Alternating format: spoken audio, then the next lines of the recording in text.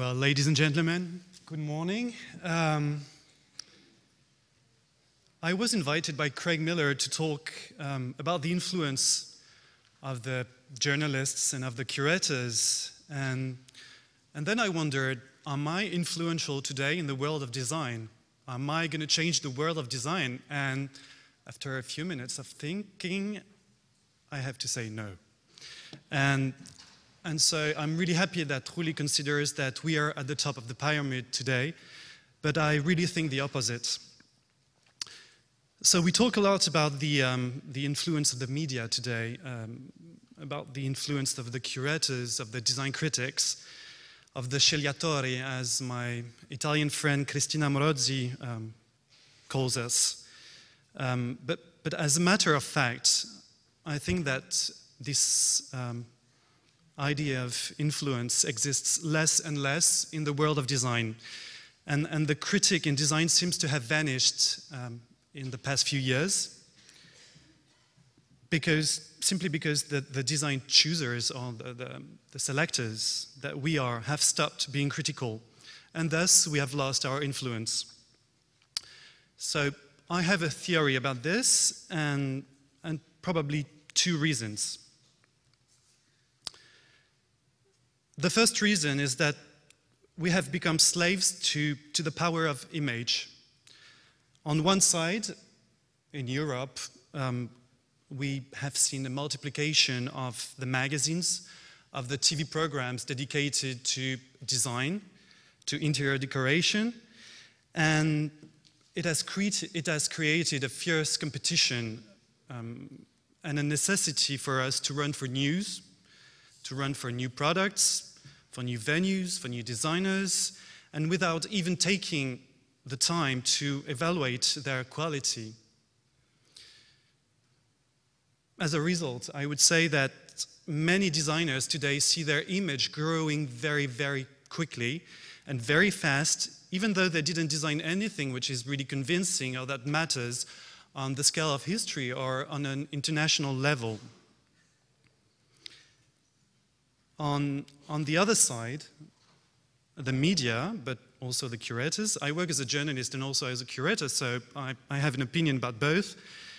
We need to strike the minds of the people through products and projects that have a very strong image, and even through they're not really convincing. And this is the case either in the magazines today or in many exhibitions. And as an example, I wanted to talk to you about this exhibition that was presented in Paris 2 years ago at the Galerie Nationale du Grand Palais, which was called Design Against Design, Contre versus Design. And the idea of this exhibition was to put together pieces that have been designed by the beginning of the 19th century and pieces that have been designed today or within the 50 past years. And within this exhibition, what you could see was really interesting and very impressive. I mean, I don't say that this exhibition was not good. I just say that this exhibition was showing strong products with a very strong image, telling strong stories, and that it leaves no space for any other form of design. And as a result, this exhibition has been the most popular design exhibition in France for years. I mean, there was a big design exhibition that has been presented in Paris 2 years before this exhibition that has been quite successful, but not as successful as this exhibition has been. Maybe the second reason for me, well, maybe I'm going to show you a few other products that were exhibited in this show. Well, I'm sure you will love that one. Well, maybe the second reason of this loss of influence and loss of power is that we have become slaves to the money. I would like to show you another example. And so I really want to mention this Ron Arad exhibition, which has just closed at Centre Georges Pompidou, still in Paris, earlier this year.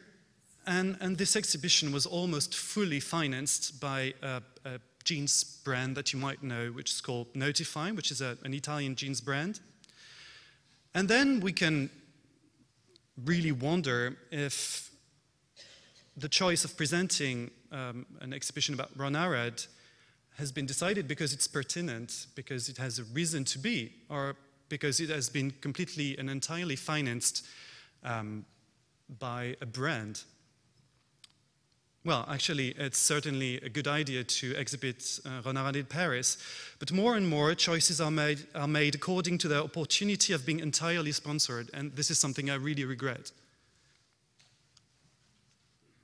Well, here's the man, here are the products, and here's the bag. I don't know if you've heard about this bag. So this is the bag that has been designed for Notify by Ron Arad, and which was presented in the show, but we can wonder if this bag, had a reason to be presented at Centre Georges Pompidou. Is it worth it? The bag wasn't even finished. It's only a prototype. No one has seen it before, but the exhibition has been fully financed by Notify, so they had to present this bag. So where's the freedom? Well, you're going to tell me it's not new. Indeed, it's not new, but it is in Europe, and especially in France, where the financial autonomy of the cultural institutions has always allowed a complete freedom of programmation. And I have to say that it's no longer the case. Not really. Well, this is Ron and someone you know, and the brand Notify. Maybe another big difference with the United States in Europe is the necessity for the journalists to write about our advertisers in the magazines and newspapers for which we work. And this is the case even in very respected national newspapers like Le Figaro. I write for Le Figaro, so I wanted to take this very specific example. This is the internet copy of an article that was published in Le Figaro about 1 month ago, I think, during the Maison et Objets Fair in Paris. I was in charge with another journalist of a report about design. And for the first time, I've been working at Le Figaro for a few years now, and for the first time, we were asked by the advertising department to talk about the advertisers of the special issue. So, and as a proof, you can see that the article that was written by my colleague mentions Flexform, Polyform, Cartel, and Molteni, who were all advertisers of the newspaper. So, of course, it's not new. It has existed in the fashion world for a very, very long time, and it's very frequent. In Italy, for example, it has existed for decades in Italy, and it now does exist in emerging countries like Russia or China. But in France, this phenomenon keeps on getting bigger and bigger, and even more now that the crisis is here. In this way, I would say that the design critic is almost not existing, and it really doesn't interest the media that doesn't want to lose their advertisers. In this frame, the media have become weak and the powers have been reversed. So I wouldn't say that we are at the top of the pyramid. Even though the choosers, the selectors, the curators, the journalists still play a very important part in the rise of designers, I wouldn't say the contrary. This is most of all due to their talent and also to their winning strategies. And these designers and these design companies now have a lot of new strategies that show that they are the ones that have the power. And I wanted to illustrate my speech with two examples.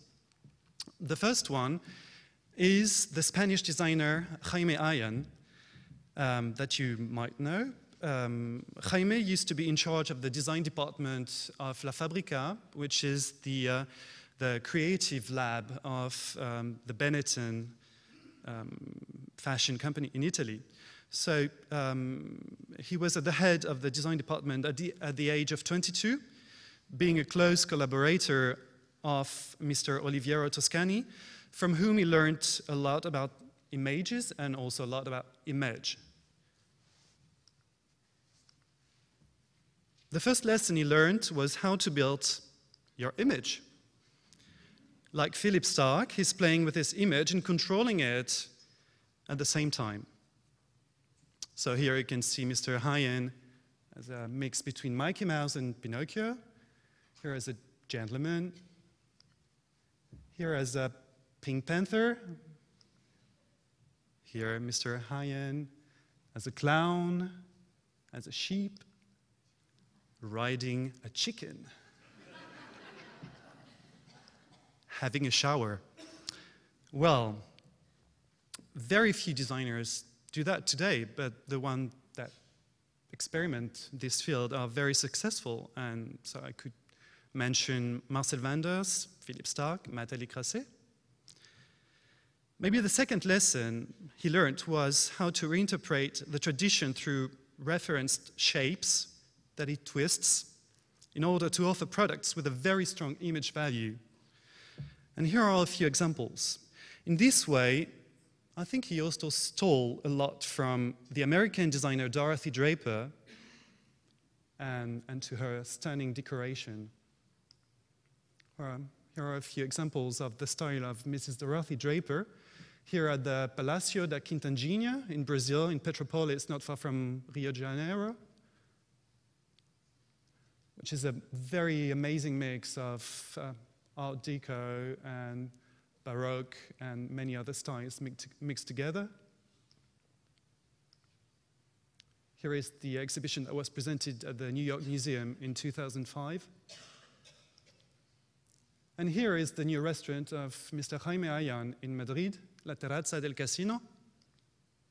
And I just wanted to put these two pictures together. So on the left-hand side, you've got like the Terrazza del Casino, and on the right-hand side, you've got the lobby of the Hotel Greenbrier by Dorothy Draper.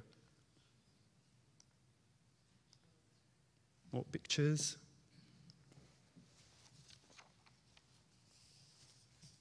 He's also working on very strong products, like this chicken. Here are ceramics, you might know. Mushroom lamps. And here's a chair that has been designed for the British company Established & Sons, which is my second example.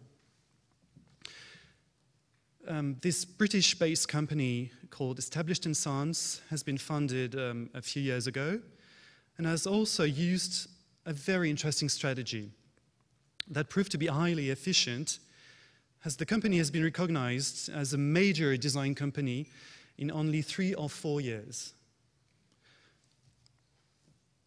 To do that, I would say that they benefited from massive investments that have allowed them to produce huge collections of furniture.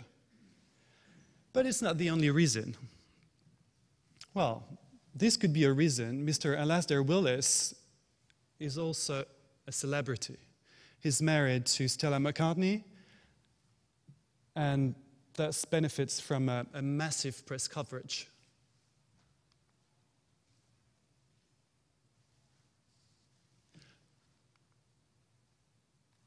But let's go back to the massive investments. It allowed them to produce these huge collections, but also to be present during the Milan Furniture Fair in an impressive space, which is La Pelota in Milan, where they built a very costly layout.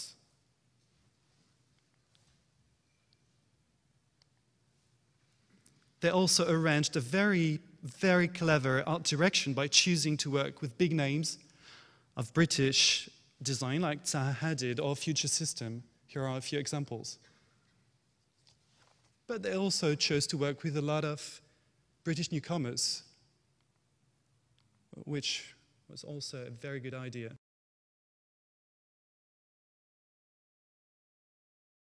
And then maybe I won't finish by, I wanted to show you a selection of designers that are considered as outsiders in Europe now, but I think I'm going to finish my speech because it's kind of polemical, and maybe it's going to be much more polemical than everything you've heard before. But I think that's the pure truth. of what I'm living in Europe right now, and especially in France. So I would be happy if you have more questions about that, and maybe we can talk about this later. Thank you very much.